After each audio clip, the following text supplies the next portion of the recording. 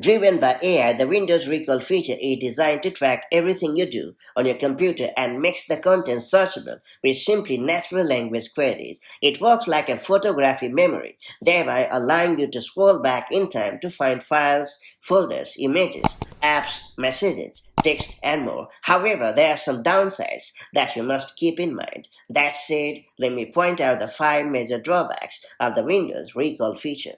And first off, I would like to highlight the privacy concerns of the Windows 11 Recall feature. One of the top concerns about the feature is privacy. Microsoft has explained many times that Windows Recall stores the snapshots on the computer, and the feature uses on-device AI models to process the information. However, it will never be clear whether or not the feature sends any type of data to the company's servers. Also, knowing that you'll always have a feature tracking your every move with screenshots is not something anyone feels comfortable using. Then I would like to highlight the security concerns related to Windows 11 Recall feature. Security is another concern for many users because the feature itself doesn't seem to include any type of security. Instead, Microsoft relies on the security available in the operating system to protect your data. For example, the Windows Recall data is only encrypted if you configure BitLocker on Windows 11 Pro or device encryption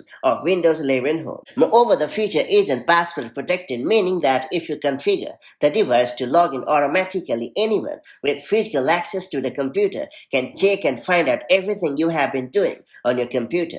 Windows Recall doesn't moderate content on the snapshots, meaning that passwords, bank account numbers, and other sensitive information will be even more easily accessible if at any time you paste this information in plain text anywhere, or you have to review your information from any of your accounts. Next up, I would like to highlight the hardware requirements. Probably the biggest downside of the Windows Recall feature is the system requirements and exclusivity. If you are interested in using this timeline feature, you will need a Copilot+PC. This means that you will need a device featuring an NPU aka neural processing unit of at least 40 TOPS, which is currently only available in the Qualcomm Snapdragon X processors. In addition, you will need a system with at least 256 GB hard drive and 16 GB of RAM.